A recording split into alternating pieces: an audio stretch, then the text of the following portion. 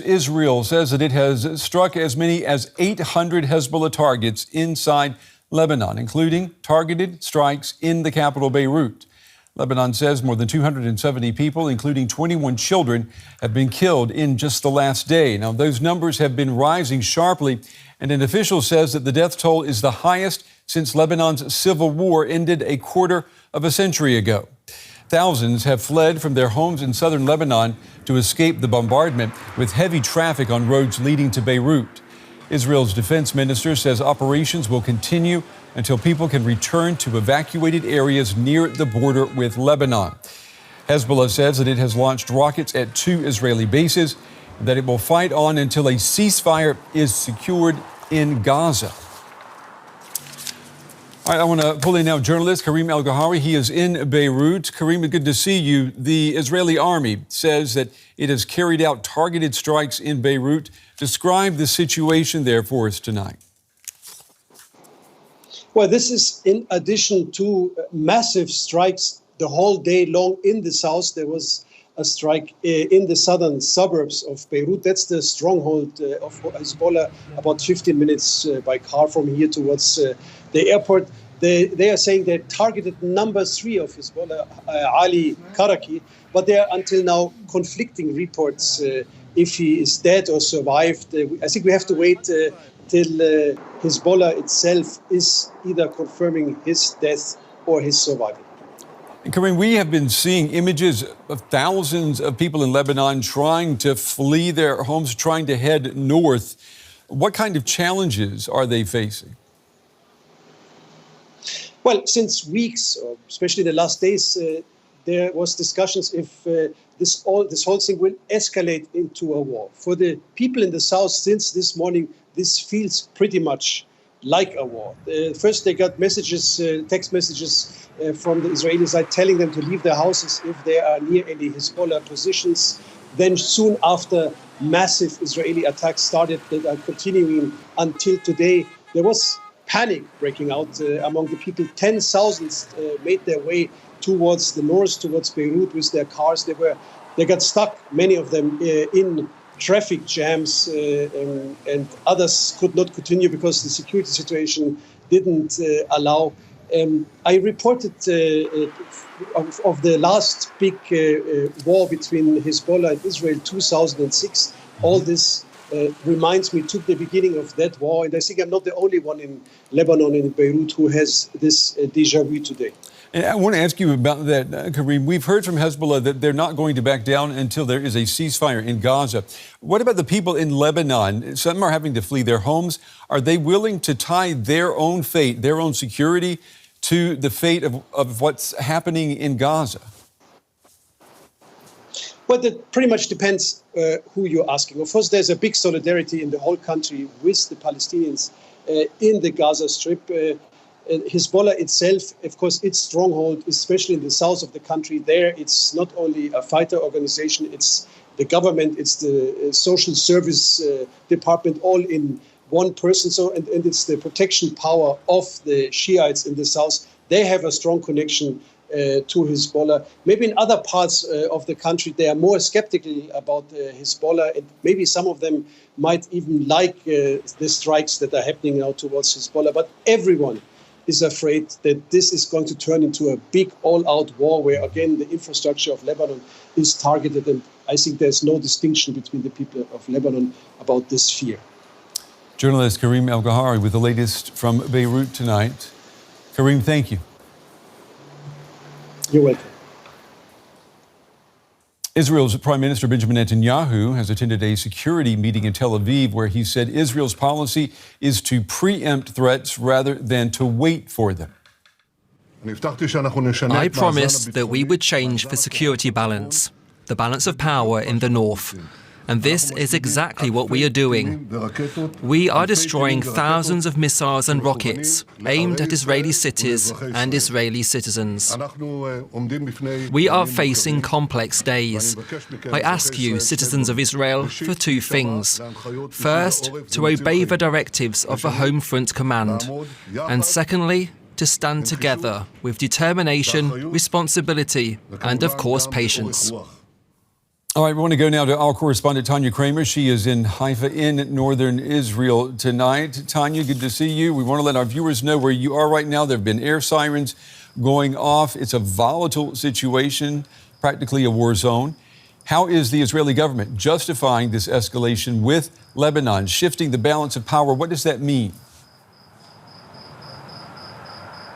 Well, we don't know exactly what they have in mind to do, but we see what they're doing right now. And this started actually a week ago when the government said they're shifting the center of gravity of this conflict slowly away from Gaza, where the war is continuing, obviously, towards the north. They're also saying it's no longer acceptable that tens of thousands of Israelis that were evacuated in October last year, that they are still not being able to go home. They want to provide them the security and safety to go home. And ever since, the situation here has escalated, mainly in Lebanon with the attacks last week in Beirut, but also now this morning the Israeli military calling on the Lebanese people living in southern Lebanon to leave their homes, basically, and also then sometime later in other areas in the Bekaa Valley in eastern Lebanon to do the same. And we're hearing from the military they have been targeted about 800 Hezbollah targets, as they describe it. And so there's also, we could hear that here, we still hear there's constant noise of fighter jets in the air going back and forth here from Israel to the areas there in Lebanon. And there's no real sign of de-escalation. It is even reported here that, this might intensify. There's also reports and discussion about whether this means that Israel would go in with a ground incursion or ground invasion into southern Lebanon. So at the moment, there's no sign of any de-escalation of the situation. And Tania, you are currently in Haifa, which is not even 40 kilometers from the border with Lebanon. Talk to me about what the situation is like there tonight. Well, for many people living in the north and maybe above Haifa, which is the largest city here in the north, they have experienced this tit-for-tat cross-border fire and the air raid sirens now for the past couple of months. But now this has certainly expanded. We had also some air raid sirens going off in Haifa, in the Haifa Bay. Again, this is one of the largest, it's a port city here. And when we came here, usually it's very bustling, but it was very calm today. And people I talked to said they're reminded a bit of the war between the Second Lebanon War between Hezbollah and Israel in 2006, at least when it started there. So people are waiting, for the retaliation to come also from Hezbollah, and they have been warned also by their prime minister, but also by their defense minister, that there are challenging times ahead. So let's listen to some of them, what they had to say tonight in Haifa. I'm worried a lot. I'm actually more than worried. I'm in fear. I'm terrified. It's not only not bringing them back, it sabotage any opportunity of bringing them back. We need to end this war, not to start another one. I think it's the right decision to invade Lebanon because I think it's the right decision to be dominant in the war and finally bring back the people needed to their kibbutzim in the north. So I think it's the right decision. Tania, neither side in this conflict is willing to back down at the moment. And just to put this in focus, you may not be able to report tomorrow from where you are standing tonight, right? Well, we're still hoping we will be able to report here tomorrow. But certainly this is, as you rightly said, a very volatile situation. There seems to be no sign of de-escalation at the moment, rather of expanding it. Reports are saying, Israel will expand their operations in southern Lebanon and other areas. And also Hezbollah might extend their range of rockets towards Israel. So it is a very difficult situation. And as we heard, we don't know where this exactly is going right now. Yeah. Well, we certainly hope that you and everyone working with you stays safe in this situation. Tania Kraemer in Haifa tonight in northern Israel. Tania, thank you. Well, for more now, I'm joined by Ronnie Chatah from Beirut. He's a Lebanese commentator and host of the Beirut Banyan podcast, which covers modern Lebanese history. It's good to have you with us. Yeah, modern history being written as we speak. How alarmed are you watching these events unfold, the ones we've just seen over the past 24 hours? It's been a terrible day in Lebanon. And the numbers you mentioned in your intro are reflective to the July 2006 war as well. 1,200 Lebanese died that summer, 18 years ago, and today the number is approaching 300. And it's just actually at the intro to this news bulletin, I received a message on my phone that there was a strike in Beirut, in southern Beirut, in Dahiyeh, which is a primarily Hezbollah stronghold in the city. These strikes have been happening throughout the country. It's not limited to the south. It's even strikes in Jbeil and Byblos, which is north of Beirut, in the outskirts of Jbeil. Just about 30 minutes ago or so in Meiruba, which is in the hills overlooking Byblos. Technically, this is not an all-out war. This is not a regional war, but this is a serious escalation. And the long-standing conflict, which started here on October 8, and the last few days in particular, there's been a climax of sorts in this constant battle between Hezbollah militants and Israel. Where do the people in Lebanon, where do they see this conflict going? You say it's not an all-out war right now, but do they think that's where it's headed? I think many are imagining a type of escalation that could take everyone to the brink, but that hasn't happened yet. Meaning, today, the highway from South Lebanon heading north is jam-packed. There are thousands of Lebanese fleeing their homes in Tyre, along the border, heading north, heading for safety. So there are displaced Lebanese in the thousands. There is, to a degree, a humanitarian disaster that's unfolding. But when I say all-out war, what I mean is that we have not reached yet the type of escalation that we saw in July and August 2006, meaning that this is still, by and large, a war between Israel and Hezbollah militants. We have not seen yet any serious attack against Lebanon itself, meaning non-Hezbollah interests in the country. They have not been attacked.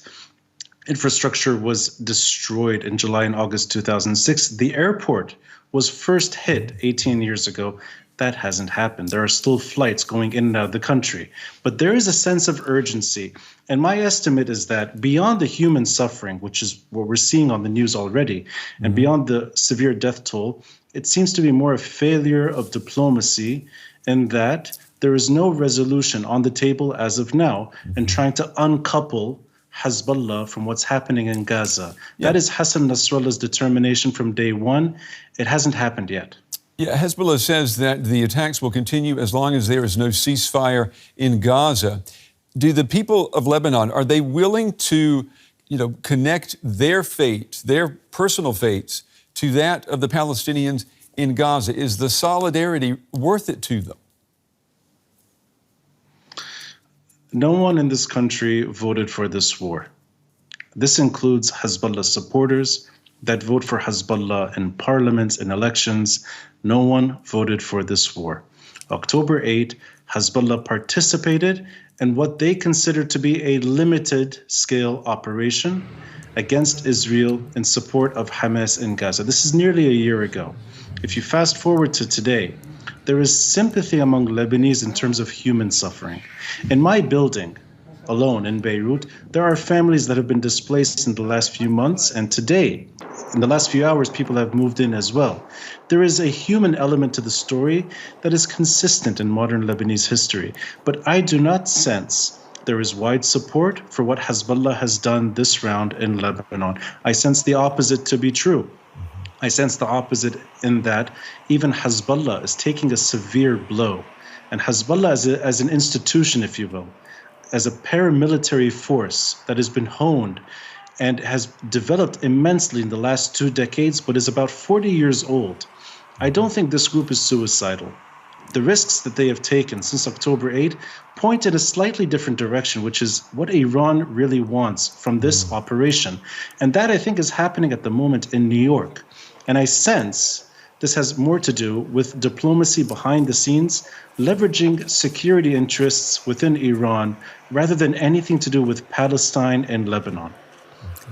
Ronnie Chatah, fascinating to get your insights and to hear, from people who were there on the ground in the middle of all of this. Thank you. My pleasure.